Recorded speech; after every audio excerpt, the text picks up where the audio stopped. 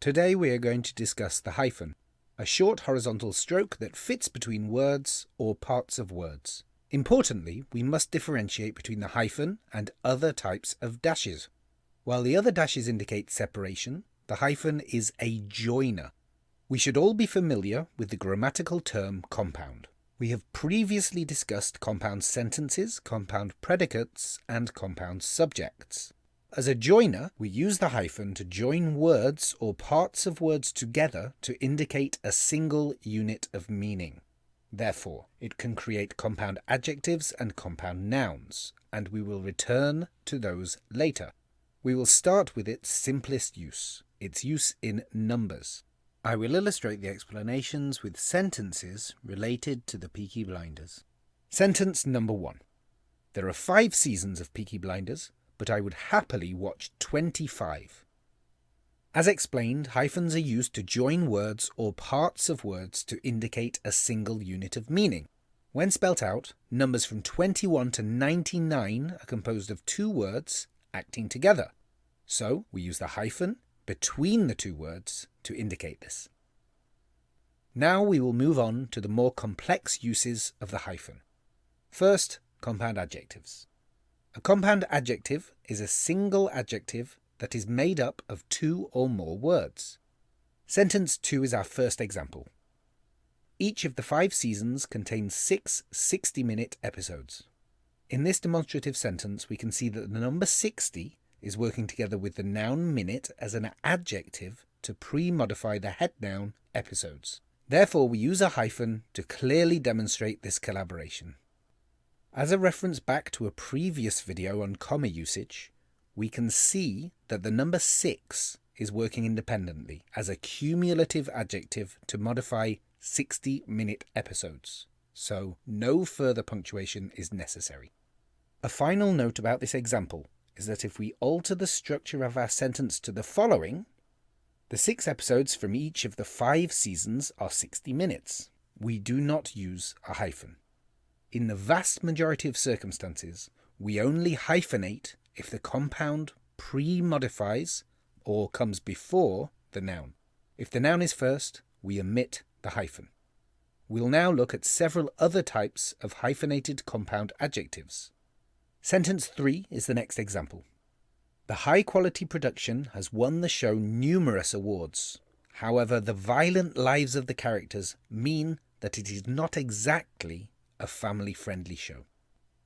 In this example, we can see 2 more compound adjectives. First, the adjective high is in cahoots with the noun quality to pre-modify the head noun production as an adjective.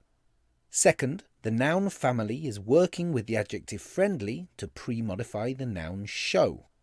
In both cases, we need to include the hyphen to clearly represent the collaboration. Again, if the noun came before the compound, we would not use the hyphen.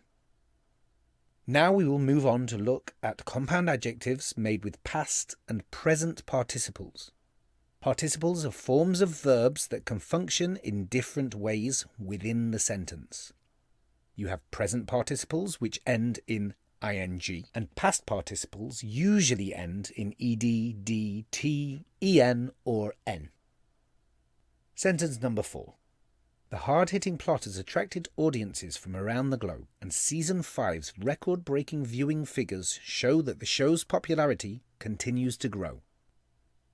Here we see the adjective hard is working with the present participle hitting to pre-modify plot.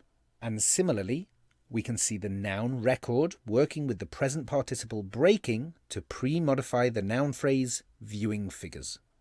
Again, both cases require the hyphen to show this single modification.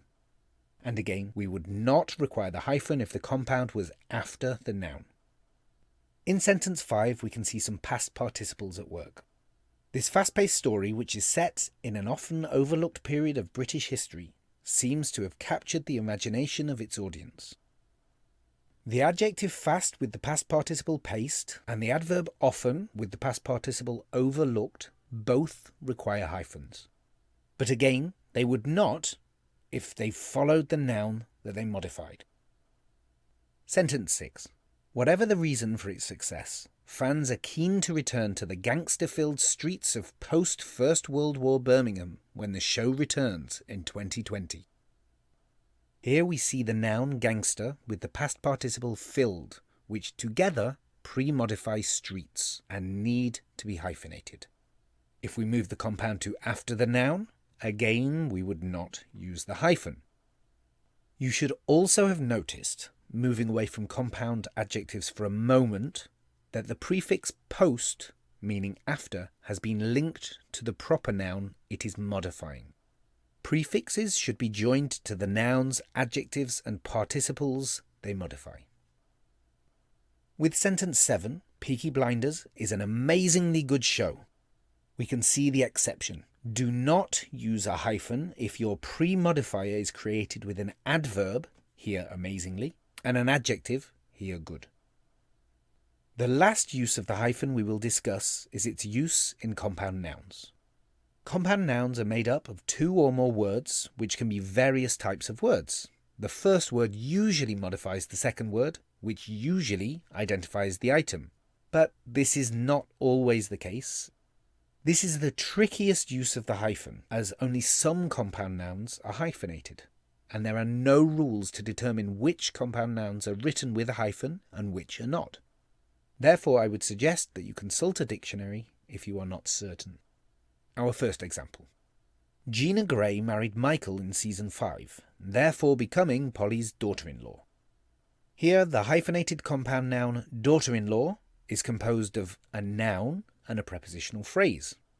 Other examples of hyphenated compound nouns are check-up and go-between, made of verbs and prepositions, and 3-year-old, which can be used as a noun or an adjective, and is formed with an adjective, a noun, and another adjective. Our second example. In the first 2 seasons, Sam Neill played a policeman named Chester Campbell from Northern Ireland. Here, the compound noun policeman is closed, meaning the 2 words are written without any space between, and is composed of 2 nouns. Other examples of closed compound nouns are sunrise, made of a noun and a verb, underworld, formed with a preposition and a noun, and workout, which is made with a noun and an adjective. The final example.